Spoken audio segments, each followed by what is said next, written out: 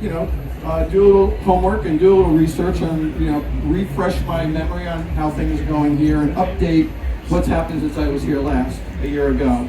And so the focus of the panel today is what's happening in Florida in terms of the medical cannabis program, industry, where things are heading for recreational legalization, and a federal discussion of where things are happening on the federal level with the pardons and some of the recent prison issues. We will also talk about vets and other subjects, but we also only have an hour today. They're kind enough to tone down the music so we can actually have a conversation that you can hear.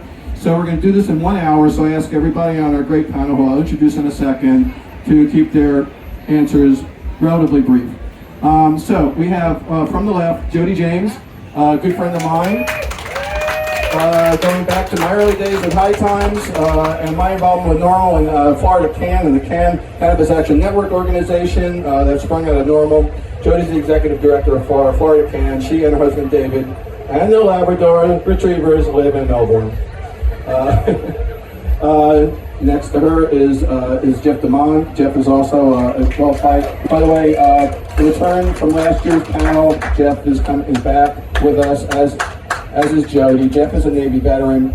He's the founder of the Grateful Veteran, right next door here, and stop by and say hi and buy some stuff. Lives in Cape Coral. Right on, Joe! We're starting the panel right next to Jeff is Richard DeLisi.